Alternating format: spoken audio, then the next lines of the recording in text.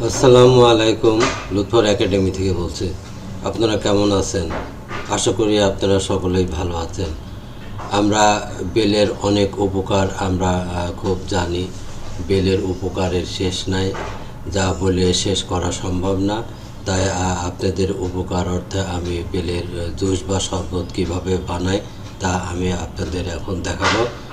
আপনারা কষ্ট করে ধৈর্য ধরে দেখতে থাকুন বেলের জুস বা শরবত কীভাবে বানানো হয়।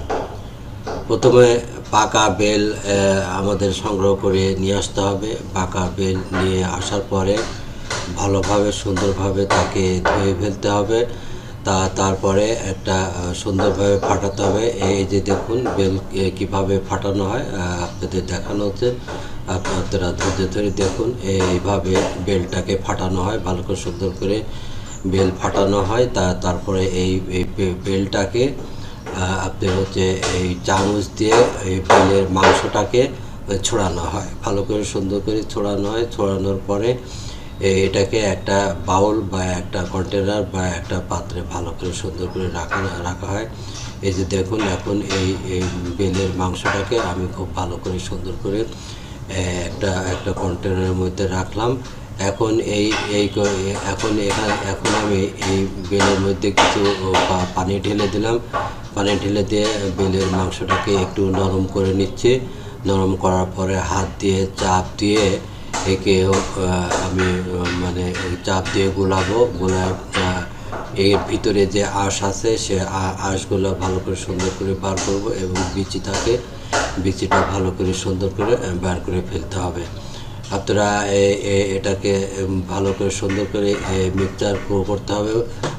প্রয়োজন মতো পানি দিয়ে এটাকে লিকুইড করতে হবে। লিকুইড করার পরে দরকার হলে আরও পানি দিতে হবে। পানি দিয়ে লিকুইড করে প্রয়োজন মতো লিকুইড করতে হবে। তারপরে এটাকে ভালো করে সুন্দর করে ছেঁকে নিতে হবে। ছেঁকে নেওয়ার পরে তারপরে বেলের জুস বা শরবত বানানোর উপযোগী হবে। এই যে দেখুন কীভাবে বেলটাকে ভালো করে সুন্দরভাবে চাপ দিয়ে বেলের আঁশ এবং বিচি থেকে বেলের মাংসটাকে আলাদা করা হয়। আপনারা একটু ধৈর্য ধরে থাকুন, দেখতে থাকুন কীভাবে বেলের আঁশ ছড়াচ্ছে। এই যে আপনারা একটু ধৈর্য ধরে দেখতে থাকুন। আর আপনারা যারা শেয়ার এবং সাবস্ক্রাইব করেন নাই তারা ঝটপট করে শেয়ার এবং সাবস্ক্রাইব করে ফেলুন। জনস্বার্থে এটিকে আপনারা বেশি বেশি করে শেয়ার করে ফেলুন। এই ভিডিওটি খুবই গুরুত্বপূর্ণ এবং উপকারী, তাই আপনারা বেশি বেশি করে শেয়ার এবং সাবস্ক্রাইব করে ফেলুন, তাহলে অনেকেই উপকৃত হবেন। এই যে দেখুন, আমি বেলের আঁশ এবং বিচি কীভাবে সেপারেট করতেছি হাত দিয়ে। এই যে দেখুন, আপনারা এটা ভালো করে সুন্দর করে ছাকনা দিয়ে ছেঁকে নেবেন। ভালো করে সুন্দর করে ছেঁকে নেবেন। এই যে দেখুন কিভাবে আমি আঁশগুলোকে সেপারেট করতেছি। এই যে আঁশ কিছু সেপারেট করে আমি এটাকে আলাদা জায়গায় রাখলাম।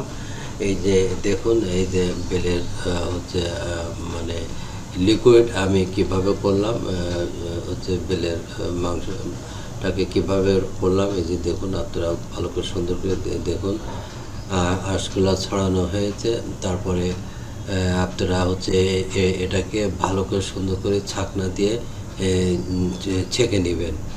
তারপরে এখন গ্লাসে ঢালা হচ্ছে জুস বানানোর জন্য। এই যে দেখুন কীভাবে ঢালতেছে। আপনারা আপনাদের সুবিধা মতো ঢালবেন। এই যে পরিমাণ মতো ঢালবেন। কীভাবে ঢালবেন আপনারা দেখতে থাকুন কীভাবে এই বেল ঢালা হচ্ছে। আপনারা সুন্দরভাবে দেখুন। এই যে এভাবে বেলটাকে ঢালা হচ্ছে। তারপরে প্রয়োজন মতো আপনারা পানি মিশাবেন। আপনাদের রুচি অনুযায়ী পানি মিশাবেন। তারপরে এর ভিতরে আপনারা কমন সল্ট বা খাদ্য লবণ দিতে পারেন।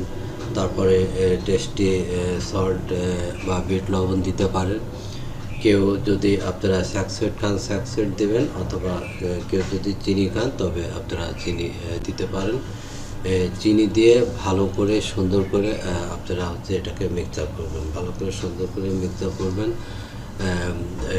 এই যে দেখুন, এই কেউ চিনি খেলে যে চিনি মিক্সড করা হয়, এই যে দেখুন এখন একটা গ্লাসের মধ্যে চিনি মিক্সড করা হচ্ছে। দেখুন কিভাবে চিনি মিক্সড করা হচ্ছে। এইভাবে চিনি মিক্সড করার পরে এটাকে ভালো করে সুন্দর করে নাড়াতে হয়। যতক্ষণ চিনি না গলে যায় ততক্ষণ আপনারা যে নাড়তে থাকবেন। আপনারা ধৈর্য ধরে ভিডিও দেখছেন, এই জন্য আপনাদের অসংখ্য ধন্যবাদ। আপনারা আমার সাথেই থাকুন। এই যে দেখুন, চিনি হচ্ছে মিক্সচার করা হচ্ছে। যতক্ষণ পর্যন্ত চিনি মিক্সচার না হয়ে যাবে ততক্ষণ নাড়তে হবে, ভালো করে সুন্দর করে নাড়তে হবে। নাড়ার পরে এর পরে হচ্ছে এই বেলের জুস বা শরবত খাওয়া উপযোগী হয়। কিছুক্ষণের মধ্যে এই বেলের জুস বা শরবত কীভাবে খায় আমি আপনাদের খেয়ে এটা দেখাবো। এই যে এখন আমি এই বেলের জুস বা শরবত হচ্ছে খাচ্ছি। এই যে দেখুন, এভাবে বেলের জুস বা শরবত খাওয়া লাগে। আপনারা যদি দেখতে থাকুন তাহলে আপনারা পরিষ্কারভাবে বুঝতে পারবেন।